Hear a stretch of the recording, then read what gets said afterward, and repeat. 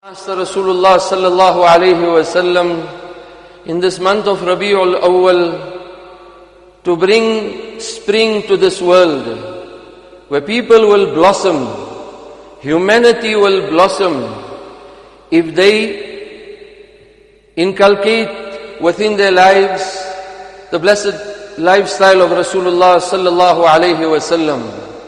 If a person wants to blossom in life in his individual capacity, connect with Muhammad sallallahu alayhi wasallam. If a community, society, nations globally want to blossom, they will only blossom when their lives will closely resemble the life of Rasulullah sallallahu alayhi wasallam. That home will blossom in which the sunnah practices of Rasulullah sallallahu alayhi wasallam are brought alive. Those relationships will blossom where people will conduct themselves in the Mubarak way as Rasulullah sallallahu alayhi wasallam conducted himself. It was in this very same month of Rabi'ul Awwal in which our noble Master Rasulullah sallallahu alayhi wasallam left the Ummah crying, weeping and tearing as his demise also took place in the world. Greatest personality, well-known personality on the surface of the earth, Muhammad sallallahu alayhi wasallam. Millions of liters of ink has already been used to highlight his accolades and his praises.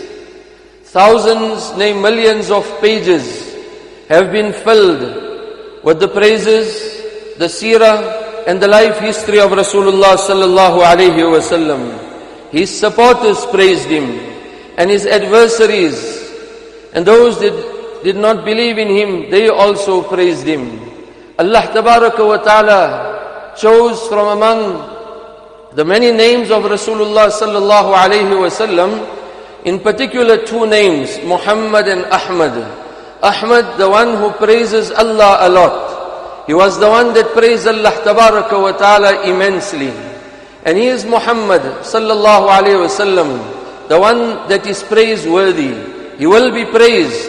Therefore, if even an adversary of his, even if an enemy decides to lift his pen or open his mouth to utter something blasphemous against Muhammad sallallahu alaihi wasallam, you will first have to say his name. You will first have to write his name. His very name says that he is praiseworthy.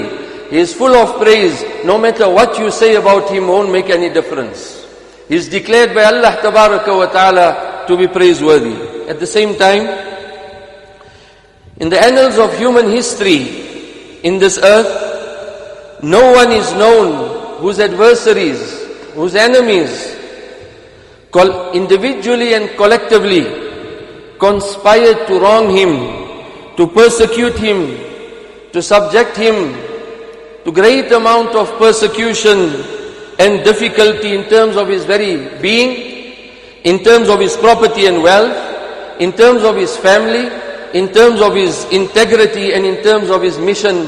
No one on the surface of the earth faced and endured what our noble Master Rasulullah sallallahu alayhi wasallam faced. Hence, today with the help of Allah Tabaraka wa Ta'ala, we discuss with you a few incidents of the hardships that our beloved Master Rasulullah sallallahu alayhi wasallam had to endure in fulfilling the mission of inviting people towards the oneness of Allah and introducing people to this most dynamic, perfect religion of Islam, which is not merely a religion but rather a code of life. It is so beautifully said about Rasulullah sallallahu alayhi wasallam and what he went through. They say, "Uttuhima bil kidhbi wa huwa asdaqun nas." He was falsely accused of being a liar, whereas he was the most truthful of men. Wa bil jununi wa huwa a'qalun nas. He was falsely accused of being insane and mad. Yes, yet there was no one more rational and more intelligent in this world than Muhammad sallallahu alayhi wasallam. Wa bil 'irdi wa huwa a'affun nas. He was accused. His integrity was attacked, yet he was the most purest and the most perfect human being on the surface of the earth. Anas radiyallahu anhu narrates a hadith where Rasulullah sallallahu alayhi wasallam himself attests to the fact of how much of difficulty and hardships he had to undergo. This deen of Islam that has reached us. Today as we sit here with our families and progeny, declaring the oneness of Allah, did not just come like that. This beautiful garden of Islam was watered with the effort, the toil, the sacrifice, the blood of Muhammad sallallahu alayhi wasallam. He said, لَقَدْ أُوذِيتُ فِي اللَّهِ وَمَا يُؤْذَى أَحَدٍ. How much I have been given taklif and difficulty for the sake of Allah. No one has been given so much of difficulty. وَلَقَدْ أُخِفْتُ فِي اللَّهِ وَمَا يُخَافُ أَحَدٍ. How much I have been threatened for the sake of Allah. No one ever received such threats to the extent that I have received. And then he gives one small example, a glimpse. He says, وَلَقَدْ عَلَيَّ ثَالِثَةٌ مَا بَيْنَ يَوْمٍ وَلَيْلَةٍ مَا لِي وَلِبِلَالٍ طَعَامٌ يَأْكُلُهُ ذُو كَبِدٍ إِلَّا مَا وَارَى إِبِطُ بِلَالٍ. He says, on one occasion 3 days passed. We had nothing to eat in Makkah Mukarramah. We had absolutely nothing. 3 days passed. All we had was a little bit of provision that could be concealed under the armpits of Bilal radiyallahu anhu. Me and Bilal, 3 days passed and we had nothing to eat. When his uncle Abu Talib, who accepted Islam, but he was a great support for Rasulullah sallallahu alayhi wasallam, and whilst he was alive, he served as an impediment and a barrier for the enemies, for his enemies, to unleash their torture and persecution mercilessly. As he passed away, they intensified, the disbelievers of Makkah intensified their difficulties and their persecution in every way. On one occasion it is said, it is mentioned in the books of Seerah, that Rasulullah sallallahu alayhi wasallam was walking outside. A foolish person comes, and out of enmity for our noble master, he takes a whole lot of sand, a heap of sand, and he pours it on the Mubarak head and face of Muhammad sallallahu alayhi wasallam. In that condition, he returns home. One of his daughters are there to receive him at home. They cry when they see this condition of Rasulullah sallallahu alayhi wasallam. Rasulullah sallallahu alayhi wasallam consoles his daughter and says, "Ay bunayyatu la tabki, fa inna Allah mani'un abak." Oh my beloved daughter, do not cry. Allah will protect your father.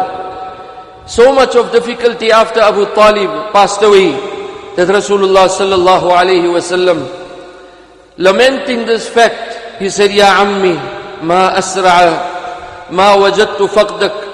Oh my uncle, how quickly I feel your loss. How quickly I feel your loss. To that extent, the persecution was intensified upon Rasulullah sallallahu alayhi wasallam.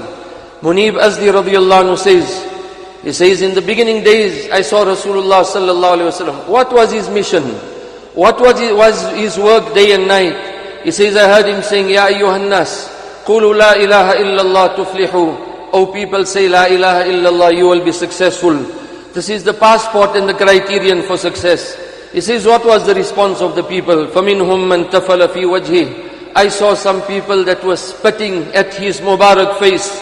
وَمِنْهُمْ مَنْ حَثَى عَلَيْهِ التُّرَابِ. And I saw people throwing sand at him.